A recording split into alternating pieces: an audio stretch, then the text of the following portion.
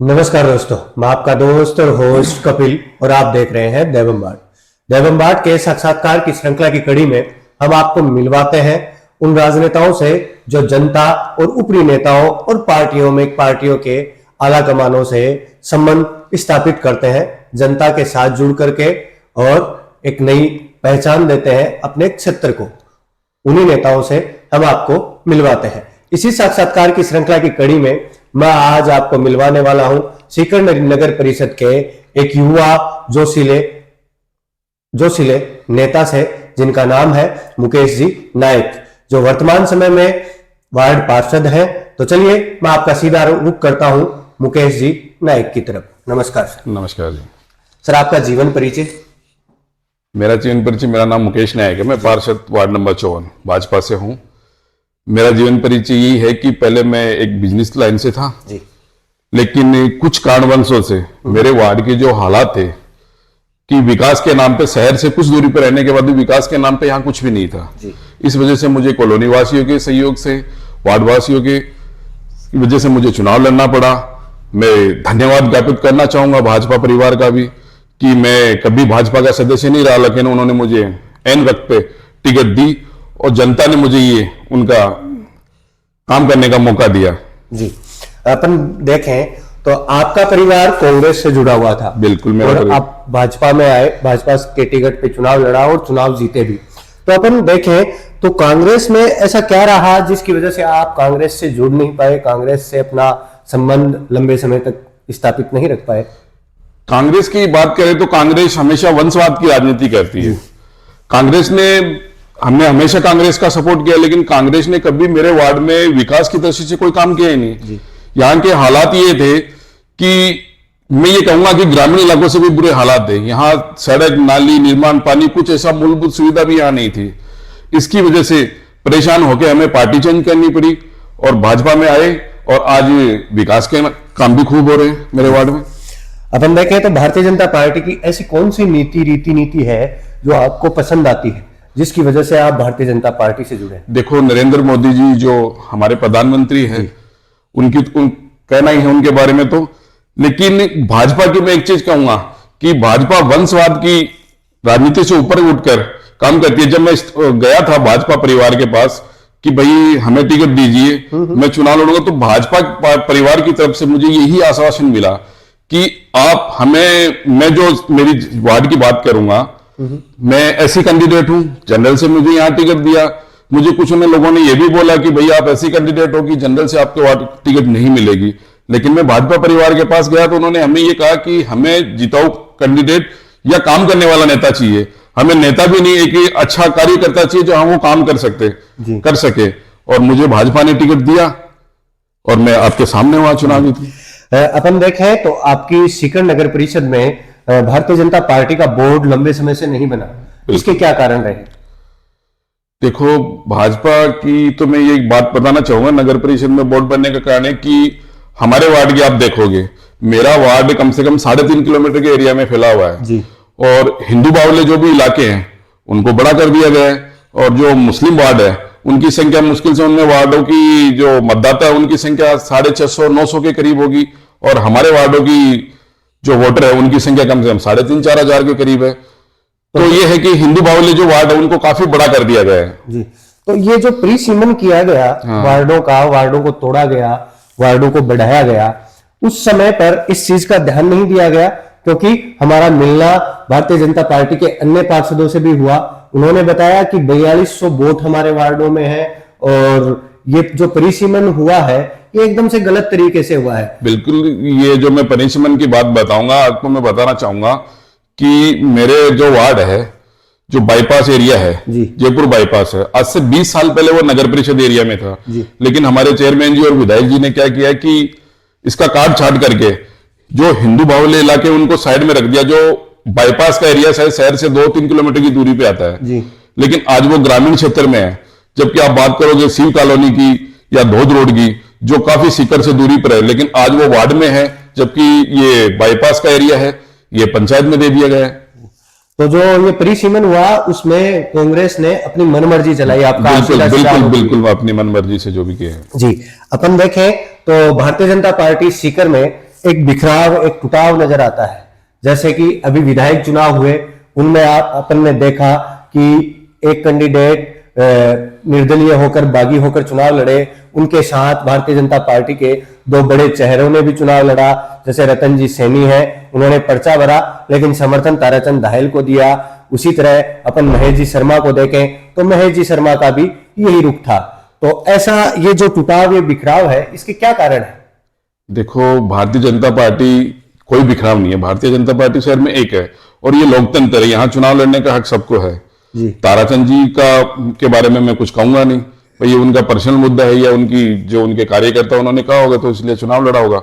और भारतीय जनता पार्टी में ऐसा कोई नहीं है। और रतन जी सैनी की बात कहना चाहूंगा कि रतन जी सैनी चलो कुछ बहकाव में आ गए या वो चले गए, लेकिन लास्ट में जो चुनाव था तो रतन जी सैनी बिल्कुल पार्टी के साथ कंधा से कंधा मिला के चल रहे थे जी। अपन देखें तो जिला प्रमुख चुनावों में भी यही जब जो सीन जो अभी हुआ, यही सीन रिक्रिएट हुआ। जैसे तो उस समय भी बड़ी अटकलें चली जिला प्रमुख के नाम को तय करने में भी। तो ऐसा क्यों हुआ? जो ये टूटा बिखराव जो बाहर नजर आता है, आप बोल रहे हैं अंदर नहीं है, तो इसकी क्या स्थितियां हैं?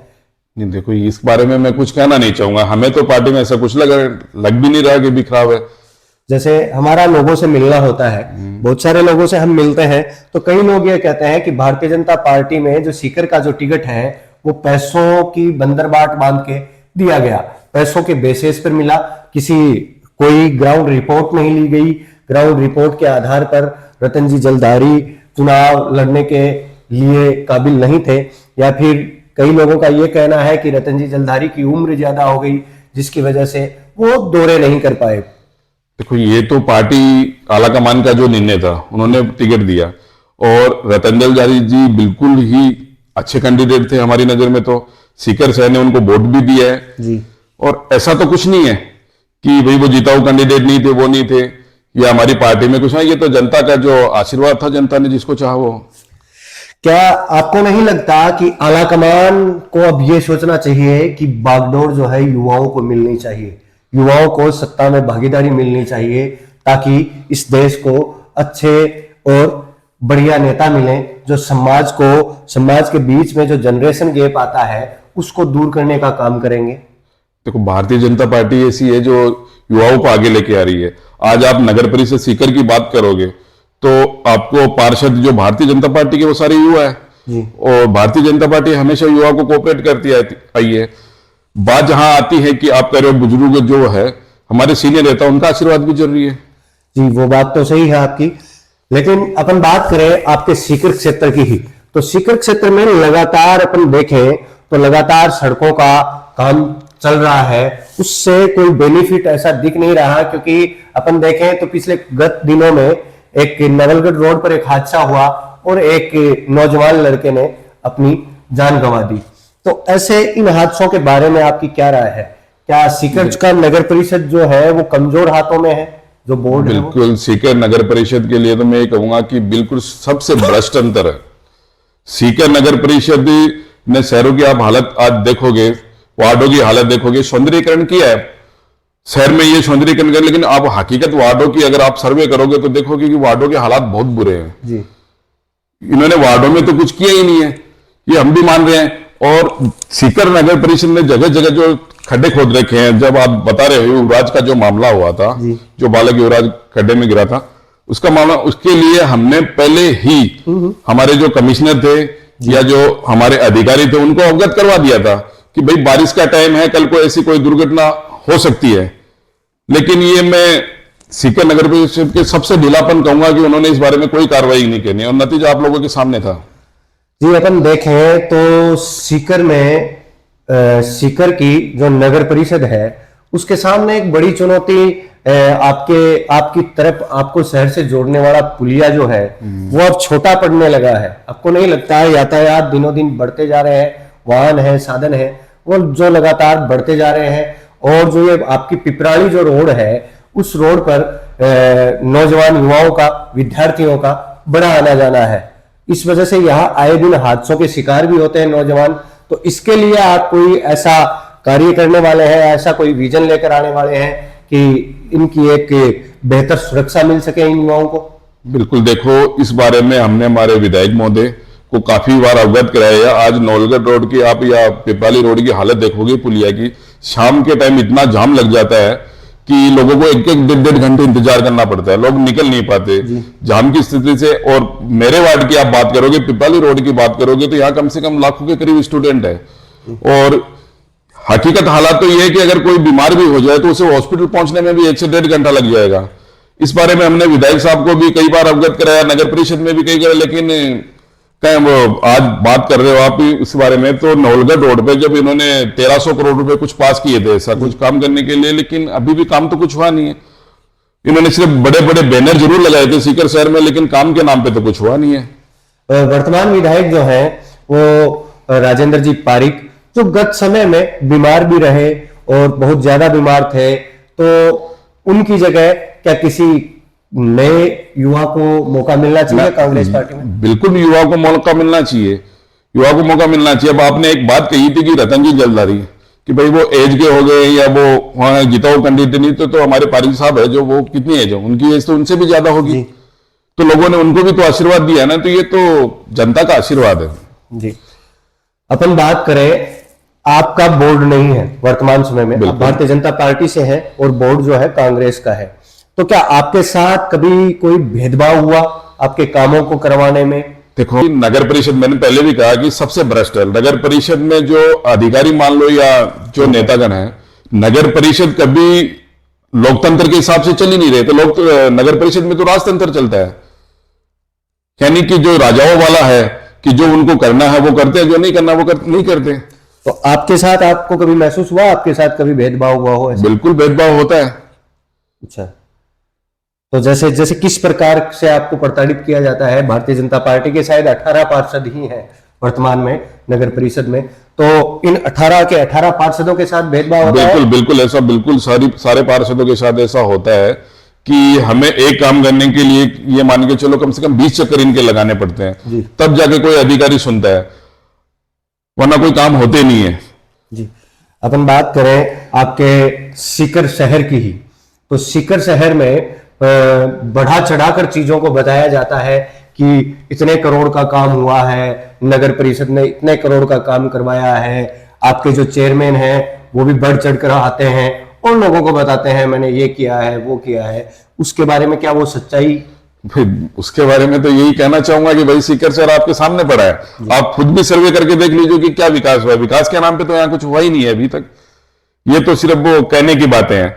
और ये कोई हम भी नहीं कह सकते कि भाई विकास हुआ या हम उसको दबाने की कोशिश कर रहे हैं। आप देख तो शहर का मौका करोगे, आपको खुद को स्थिति सामने आ जाएगी क्या विकास हुआ है जी। नौजवान युवाओं के लिए कोई संदेश देना चाहे तो? कुछ बोल नहीं सर, कोई नशा नुकसान नहीं करना। मैं यही कहना चाहूंगा नौजवान युवाओं के लिए कि नशे से दूर रहे और राजनीति में भी आगे आए, ताकि सत्ता में भागीदारी मिले जी। हमारा चैनल द बम्बार्ड के बारे में भी कुछ बोल ही दीजिए, ताकि आपके समर्थक और आपके पार्टी के समर्थक हमारे साथ जुड़े। द बम्ब न्यूज पार्ट बहुत अच्छा न्यूज चैनल है और इसे सब्सक्राइब कीजिए। और मैं न्यूज चैनल को बधाई देना चाहूंगा कि उन्होंने ऐसा इंटरव्यू हमारे साथ किया और जनता की आवाज को उठाने का काम कर रहे हैं जी। मेरी उनकी तरफ से बहुत बहुत शुभकामनाएं जी, बहुत बहुत धन्यवाद। देखिए दोस्तों, आप हमारा वीडियो तो यहां तक देखने आए हैं, लेकिन आप बिना सब्सक्राइब किए ही चले जाओगे, तो मेरा आपसे निवेदन है कि सब्सक्राइब करके जाइएगा प्लीज। और यदि आप हमसे मिलना चाहते हैं, आप हमसे इंट्रोड्यूस होना चाहते हैं, आप हमारे साथ बैठकर बतियाना चाहते हैं, तो आप हमें कमेंट बॉक्स में बताइए और अपने नंबर कमेंट कर दीजिए। हम आपसे संपर्क कर लेंगे जल्दी और आपसे मिलने के लिए आ जाएंगे। और दूसरी बात, आप हमें कोई सुझाव देना चाहते हैं तो आप हमारे YouTube चैनल के साथ लिंक भी जीमेल आईडी पर भी आप हमें सुझाव दे सकते हैं। आज के लिए बस इतना ही, मिलता है किसी अन्य कड़ी में, किसी अन्य राजनेता के साथ, किसी अन्य शख्सियत के साथ। आज के लिए इतना ही, धन्यवाद।